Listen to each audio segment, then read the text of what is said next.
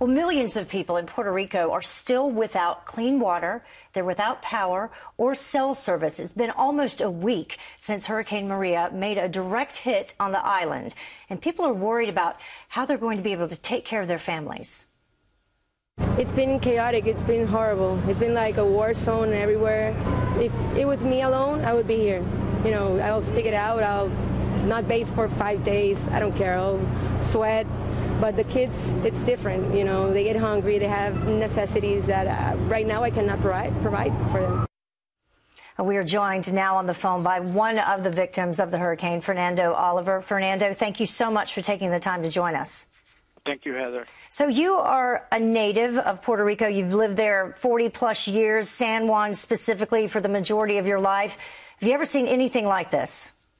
Not at all. We've been through several hurricanes, Hugo, Georges, Hortense. I personally have been through a couple of other hurricanes in Florida, and never like this.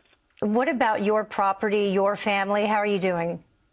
We took some damage, minor damage on the homes. Many homes were flooded. It was raining sideways, so the windows didn't hold up in terms of the water. So pretty much all of the population dealt with that. Do you think... I'm sorry, go ahead. No, many others lost their homes. You know, complete roofs, complete homes destroyed. It was total devastation. Yeah. And do you think, though, that Puerto Rico was prepared? Do you think that the preparation was put in place early enough? And do you think if that had happened, that it wouldn't be that bad? I don't think there's any place prepared for a Category 5, maybe 4, almost 5 hurricane. The situation, the way the winds happened, the howling, the destruction. I don't think any country would be prepared for something like this, to be quite frankly. However, I mean, many people bought generators in advance. Many people stocked with food, but it was for a few days, perhaps 4 days, 5 days at most. So the situation is going to get complicated here pretty soon. And you need the generators, but you're running out of fuel. There are reports of running out of fuel. You have no power across the entire island. That is correct. The situation right now, other than humanitarian help for those areas that are needed where there was complete flooding, people losing their whole homes, those people need a lot of help, and authorities have to get to those places that are incommunicated. In addition to that, people want to help, but they need gasoline to get to those places. And right now the lines are 4, 5, 6 hours long, and I know the government is trying to get gasoline to the gas stations that are working. But the process is not working. They need to improve the process so that people stay calm and they can help with this restoration of the country. We need gas, we need diesel to get to the right places, hospitals, businesses, distribution centers of food, trucks need to get food from the warehouses to the supermarkets. There's desperate need for that. Yeah, we got word that the President Trump, will be there next Tuesday. I know some other lawmakers are headed there Friday.